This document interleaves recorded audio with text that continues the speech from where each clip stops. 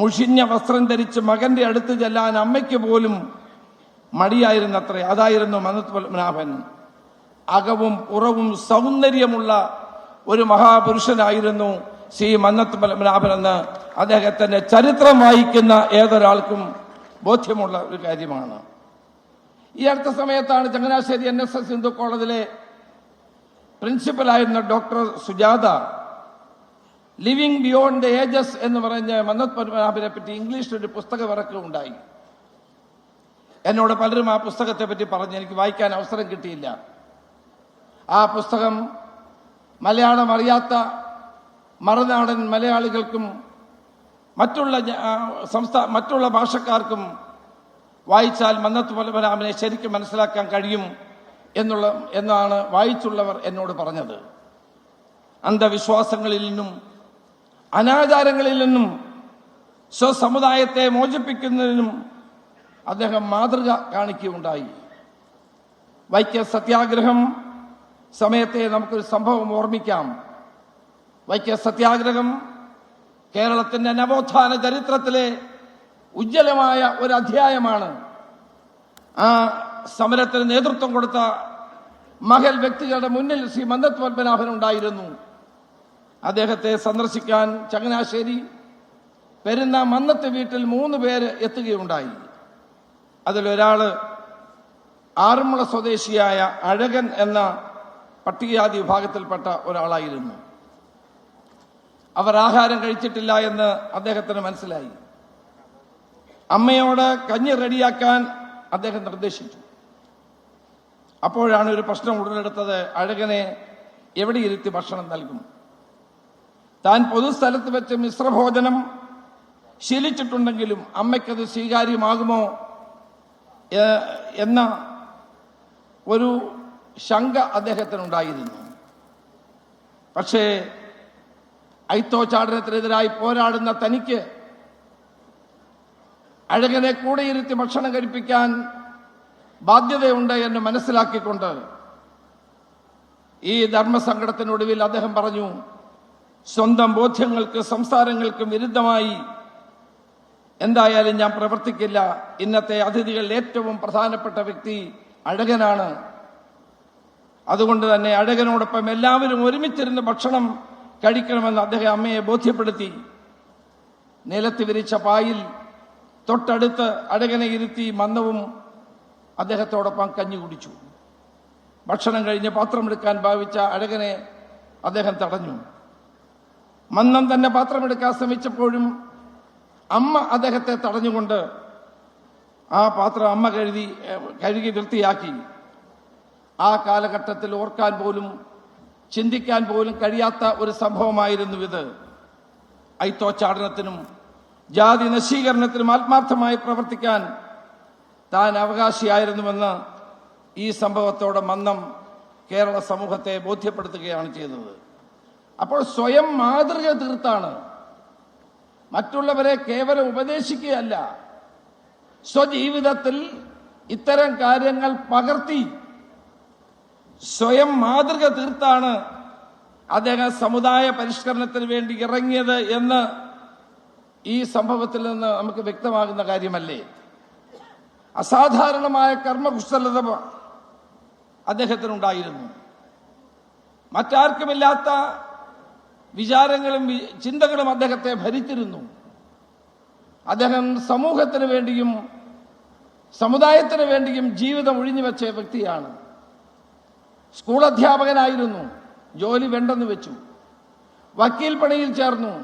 ചങ്ങനാശ്ശേരി ബാറിൽ വക്കീലന്മാരുടെ സംഘടന ഉണ്ടാക്കി പ്രവർത്തിച്ചു, അതും വേണ്ടെന്ന് വെച്ചു. തന്റെ ലക്ഷ്യം ജീർണതയിൽ ആണ്ടുകിടക്കുന്ന അന്ധവിശ്വാസങ്ങളിലും അനാചാരങ്ങളിലും അടിഞ്ഞു കിടക്കുന്ന ഭിന്നിച്ചു നിൽക്കുന്ന 18 ഉപവിഭാഗങ്ങളായി ഭിന്നിച്ചു നിൽക്കുന്ന നായർ സമുദായത്തെ ഒന്നിപ്പിച്ചുകൊണ്ട് അവർക്ക് വേണ്ടി പ്രവർത്തിക്കുക എന്നുള്ളതാണ് തന്റെ ജീവിത ലക്ഷ്യം എന്ന് കണ്ടുകൊണ്ടാണ് മന്നത്ത് പത്മനാഭൻ തന്റെ ജീവിത യാത്ര യഥാർത്ഥത്തിൽ ആരംഭിക്കുന്നത്. സ്കൂൾ വിദ്യാഭ്യാസം പൂർത്തിയാക്കാൻ കഴിയാതെ പോയ ആ മനുഷ്യൻ തന്റെ ജീവിതകാലത്ത് 154 സ്കൂളുകൾ ഉണ്ടാക്കി. 28 കോളേജുകൾ ഉണ്ടാക്കി, 11 ആശുപത്രികൾ ഉണ്ടാക്കി. മാത്രമല്ല 5000 ഹെക്ടറിലധികം ഭൂമി, തോട്ടഭൂമി NSSന് വേണ്ടി സമ്പാദിച്ചു. മന്നത്ത് പത്മനാഭൻ കർമ്മയോഗിയായ കുലപതി എന്ന പുസ്തകത്തിൽ ആമുഖത്തിൽ കവി വിഷ്ണുനാരായണൻ നമ്പൂതിരിയുടെ നിരീക്ഷണം വളരെ ശ്രദ്ധേയമാണ്.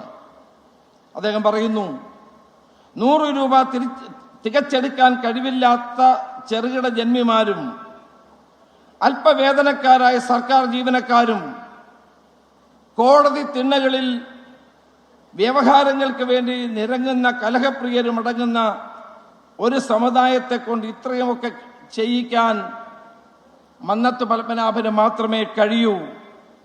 പണം എങ്ങനെ വന്നു ചേരുന്നു എന്നത് അദ്ദേഹത്തിന്റെ ശുഭാപ്തി വിശ്വാസം സഹപ്രവർത്തകരെ ശുഭാപ്തി വിശ്വാസികളാക്കി മാറ്റി.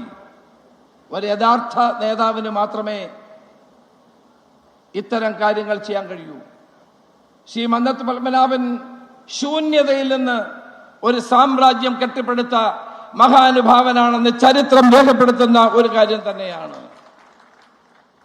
ഇന്ന് നമുക്ക് പിന്തിരിഞ്ഞ് നോക്കുമ്പോൾ വിശ്വസിക്കാൻ കഴിയാത്ത നിലയിലുള്ള പ്രവർത്തന പാഠവമായിരുന്നു അദ്ദേഹം നേതൃത്വം കൊടുത്തത് എന്ന് നമുക്ക് ബോധ്യപ്പെടുന്ന ഒരു കാര്യമാണ്. മന്നത്ത് പത്മനാഭൻ ഒരു ട്രൂ ലീഡറാണ്. അണികളെയും സമൂഹത്തെയും നയിക്കാൻ കഴിയുന്ന ഒരു ട്രൂ ലീഡറാണ് മന്നത്ത് പത്മനാഭൻ എന്ന് തെളിയിച്ചത് എത്രയോ സംഭവങ്ങൾ നമുക്ക് ചൂണ്ടിക്കാണിക്കാൻ കഴിയും. തിരുവനന്തപുരം MG കോളേജിന്റെ ശിലാസ്ഥാപനം നടത്തിയ governor general C Rajagopal Mannath പത്മനാഭനോട് ചോദിച്ചു, കോളേജ് നിർമ്മാണത്തിന് വലിയ തുകയുണ്ടായി ചെലവഴിച്ച് കാണുമല്ലോ, എവിടുന്നാണ് ഈ പണം സമാഹരിക്കാൻ പോകുന്നത്? അദ്ദേഹത്തിന്റെ മറുപടിയാണ്, പണമൊക്കെ ഓരോരുത്തരുടെ പോക്കറ്റിലില്ലേ, ചെന്ന് ചോദിച്ച് വാങ്ങുകയേ വേണ്ടൂ. ആ ആത്മവിശ്വാസത്തിന്റെ മറ്റൊരു പേരായി നമുക്ക് പറയാൻ കഴിയുന്നത് മന്നം എന്ന് തന്നെയാണ്. അതുവഴി സ്വസമുദായത്തിനും അദ്ദേഹം തികഞ്ഞ ആത്മവിശ്വാസം നൽകി എന്നുള്ളതാണ് സത്യം. ഈ കോളേജുകളും സ്കൂളുകളും മറ്റ് വിദ്യാഭ്യാസ സ്ഥാപനങ്ങളും ഒക്കെ നിർമ്മിച്ചത് ജനങ്ങളുടെ പണം കൊണ്ടാണ്, സമുദായ സ്നേഹികളുടെ പണം കൊണ്ടാണ്, സമൂഹത്തിലെ ആളുകളുടെ കൈകളുടെ പണം കൊണ്ടാണ്. എൻ്റെ മണ്ഡലമായ ഹരിപ്പാട് കരുവാറ്റായിൽ സമുദായത്തിൽ കുടുംബത്തിൽ വിഷുവിന് അദ്ദേഹം ചെല്ലും. വിഷ്കൈനീട്ടമായ ഒരു ആനയാണ് കിട്ടിയത്. അതും വിറ്റ് NSSന് മുതൽക്കൂട്ട് ഉണ്ടായി. അതുപോലെ എത്രയോ വീടുകളിൽ ചെന്ന് അവരോടൊപ്പം നിന്നുകൊണ്ട് NSSന്റെ മഹത്തായ സ്ഥാപനങ്ങൾ കെട്ടിപ്പടുക്കാൻ, വിദ്യാഭ്യാസ സ്ഥാപനങ്ങൾ കെട്ടിപ്പടുക്കാൻ ശ്രീ മന്നത്ത് പത്മനാഭൻ നടത്തിയ ശ്രമങ്ങൾ ചെറുതല്ല. ആ വിദ്യാഭ്യാസ സ്ഥാപനങ്ങളിൽ നായർ സമുദായ അംഗങ്ങൾ മാത്രമല്ല പഠിക്കുന്നത്, എല്ലാവരും പഠിക്കുന്നു. അതായിരുന്നു മന്നത്തിന്റെ ദർശനം.